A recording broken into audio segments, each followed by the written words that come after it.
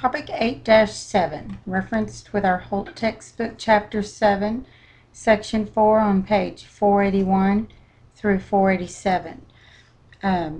This topic's on parallel lines and proportional parts. If you think about proportions, they can be used to find the lengths of segments to determine parallel lines. A lot of times this proportional use of triangles is used by artists to create perspective of something getting smaller or larger in a picture or painting, things that are going to go back further away from your eye without being three-dimensional. So the triangle proportional theorem states that if a line is parallel to one side of a triangle and intersects the other two sides in two distinct points, then it separates these sides into segments of proportional lengths. And remember, we show proportion with a bar. So look at this one. Where there's all kinds of, on this one triangle that we've shown these lines to be parallel with the arrows. I might be able to see them just too well. If these lines are parallel, then the sides that it creates by this distinct point to this point, this point to this point, show all kinds of proportions. So let's walk through them. If you've got CB to CA, look closely, that's the small part to the large part, then that's going to be the same thing as the small CD is to the CE. So let's just fill in the blanks. CB to CD, so look at that, would be the same thing as CA to, again, CE. But notice they showed it differently. They used, let's see, CB to CD, CB to CD, and they're still showing this proportion to this proportion is still going to be the long one to the long one. Okay, so let's look at this one. BA, which is this one right here, to CA, which is the whole thing, is starting with the DE and becoming also again CE. So look at all the different proportions. And you got to understand these are all set off by semicolons. We're just comparing one side to one segment, one segment to one segment. And then compare it again. So there's three comparisons. Don't get them all jumbled together. So let's look at this comparison. If you say CB to BA, then it would be on the opposite side, CD to DE. This will start making sense if it hadn't yet. CB to CD, so again we're going from this side to this side, and then they ended with this side, so we would start with this side, BA.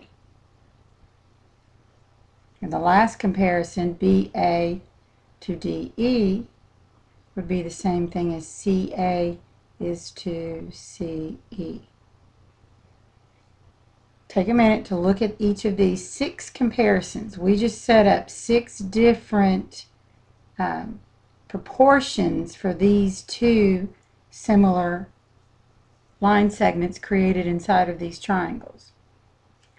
Okay, true or false? Let's look at which one would be and examples of each. Each one of these we'll think of whether they're true or false. So you have to look closely. FA is the long segment to a short segment on the bottom. FB is the long segment to TB on the bottom. So that's true. FH, short segment to FT, one side to the other.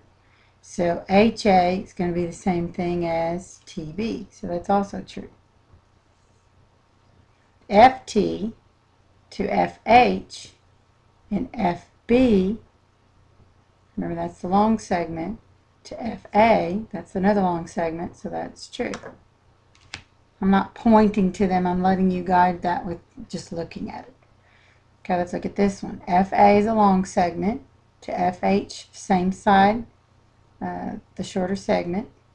FT is the shorter segment to T be another short segment. So notice none of these are showing comparisons in this way that can be compared in the 6 different ways we did in the first example. So 3 of these were true and 1 of them was false. Now I went ahead and wrote 2 different examples of this, but let's walk through both of them.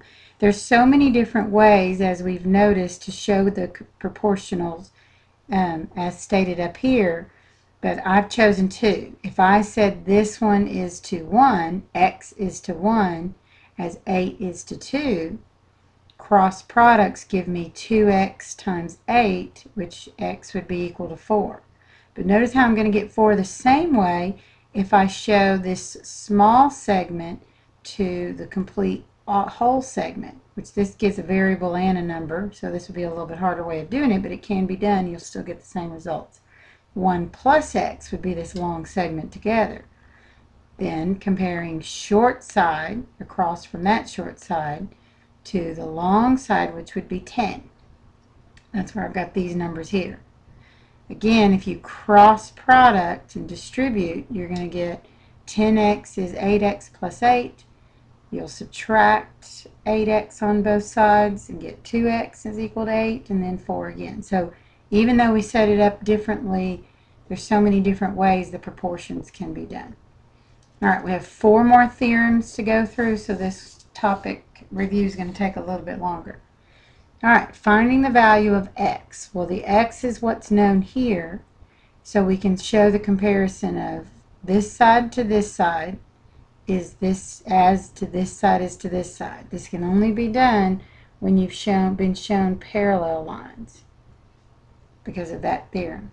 If you cross products, I skipped the distributive step, but x times 3 is 3x, 8 times 3 is 24, 4 times 5 is 20, and 4 times x is 4x. So I've walked through the steps of how to solve this two-side equation. You get your x's on one side and then your constants on another. You're solving for x, and x would be 4.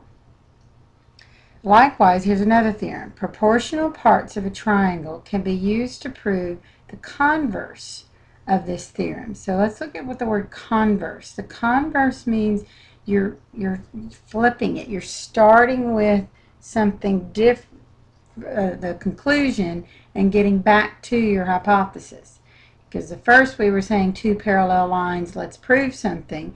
This time we want to prove that the lines are parallel. So if a line intersects 2 sides of a triangle and the segments to the sides into corresponding segments of a proportional length, then the lines are parallel. So we haven't said that these are parallel yet. We're just looking to prove them that these are parallel if these sides can be shown congruent. So let's look at how we can do that. If they're saying that EG is 15, so they're talking about this whole segment, it's good to label it. This is 15, EH is 5, and LG is twice that amount of FL. So the way I showed that was with variables because they didn't give me a number, but we do know that LG is 2 of my x's because I gave FL, that's what this twice would be. So that's how you're going to label it. So when you cross product and set this up, you can say 5 is to my x as 10, and I'll show you how I got that, is to the 2x. Because instead of using this whole thing to whole thing, I decided to break this up. Well, if this is 5, the whole thing is 15, then HG is 10. Alright, so cross products is going to give me a 10x is equal to a 10x. So the segments are, I was leaving that to the last, they are proportion. Therefore, HL is parallel to EF. So take a minute to study how we labeled that, and it'll help with some of the problems that you're going to encounter on the worksheet. Okay, triangle ABC, find x such that these are parallel. So if they're saying that they are parallel, let's label everything they've given us. If AC, I use a bracket, is 30, and AE is 22, AD, this shorter side here, they give us as 10, is going to be 20 if the whole thing is 30. And this one is x plus 4. So again, 10 is to the 22 as 20 is to the x plus 4. I've shown how to work through to find for x 40. Subtract and divide. Take a few minutes to copy that down and then go on to example 6. Okay, a segment, this is another theorem. A segment whose endpoints are the midpoints of two sides of a triangle is parallel to the third side of the triangle, and its length is half the length of the third side. Okay, so what you're looking at is this distance is half of that distance. Let's see if they drew this to scale. If I were to draw this line, they're saying from that distance to that distance is going to be half of that one. So with my patty paper, I'm going to prove by folding it in half, lining it up, and it shows that that is this distance to this distance is half. So it would take two of these to make up this one. So when you're coming up with the formula for this, this is going to be helpful to visualize. So if you want to, get some patty paper and do that. But that means it's two of these equals to one of those. So you've got 2 of your 4x minus 5s is equal to the x plus 11. Study that for a minute. I showed it with the patty paper. This is half the length of that, so doubling it would give you that. This is going to be 8x minus 10 once you've distributed. X plus 11. You're going to subtract an x from both sides and get 7. Add 10 to both sides and get 21, so that x would be 3. Now I skipped showing some of the steps, so if you need some help with that, just ask. Okay, for the y, you know now that they've shown that this creates congruent parts along the side. They just said that it's the midpoint of the two sides.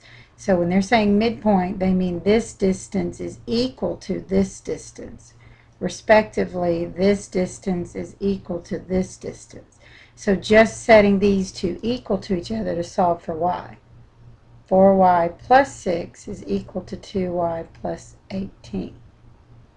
Solving by subtracting a y from both sides, you'll get 2y.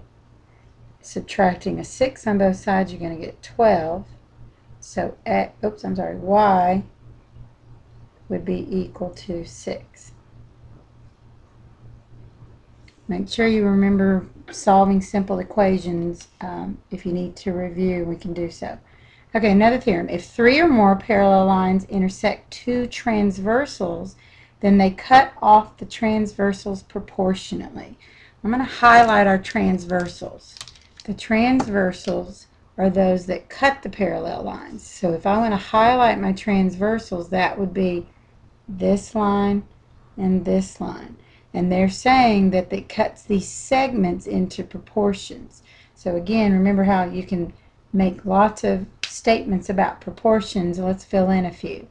PQ is to QR, short segment to short segment, as DE is to EF.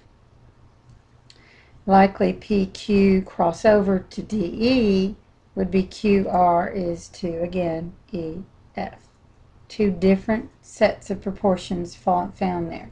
So then if you're asked some true and false questions, just look, take a minute. You might want to do this before, pause it and do them and then check. A is to B as C is to D. That would be true. A is to D. Now notice how they went from here to here. As if they had gone here to here, would have been okay, but they didn't. They started with the same thing. A is to D as C is to B. Well, we know we can't cross over because just like in this example up here, that's not equal to that, and that wasn't equal to that. the proportions have to stay showing the same. So that's actually false. A is to C as C is to D. No, we're not. We could say A is to C as B is to D. So that one's also false. So be real careful with these. B is to C. Again, they're crossing over in two unknowns as A is to D. That one's also false. You've got to stay sameness to sameness, same to same. Okay, last page for this, 3 more examples. Okay, find the value of x when they've shown to you that these are parallel. How? By this right here. Therefore, the transversals, we'll use the theorem we just talked about. If those are our transversals, then these are proportion. 5 is to 7 as x is to 9. Therefore, 7x is equal to 45. This doesn't reduce, so leave it. 45 sevenths. That's what your x is equal to. Alright, again, they're showing these to be my parallel lines. Therefore, these are my transversals, and all 3 are going to show proportionality. So we've got several things here. They're wanting an x and a y. Well, if you want to solve for the x's, you would use this portion of with your transversals, and to solve for your y, you're going to skip looking at the middle and use this one with this one. Why? Because they've given you some whole numbers here to use with the comparisons with the variables. You don't want to go mixing your y's and your x's. So let's start with the first one. And let's stay on the same side. I wouldn't have to, but I'm going to. 3y is to 3 as, let's stay with the smaller one, 2y minus 5 is to 4. This is going to give us, when we cross product, 4y, distribute the 3 and the 2 would give you, whoops, y, 6y minus 15. This ends up being a negative 2y is equal to a negative 15. Always keep the sign. So therefore, this ends up being positive 7.5. That's your y. For your x, remember we're not going to look at what's up here. Your x is to your 3 as x plus 3 is to 4. Keeping same to same. This one to this one, this one to this one. Cross products gives you 4x is equal to 3x plus 9. This is going to end up subtracting, so x is equal to 9. Alright, last theorem. If 3 or more parallel lines cut off congruent segments on one transversal, then they cut off congruent segments on every transversal. So they're saying that if these show congruency, then these show congruency. You can show it with the tick marks if you want along the transversals. I'll do one more time. I'll highlight the transversals. If it helps with all these lines, grab a highlighter and do that too. So this, you're actually putting x plus 1 is equal to the 2x minus 5. Because right here where they say congruent segments, that's why we can put these two together, because we've already proven by the theorem stating that they're congruent. Only on this side, but we can prove congruency on here because of the lines showing to be parallel. If you don't see the arrows, it can't be done. So this, once you solve through algebra, is x equals 6. And that concludes topic 8-7.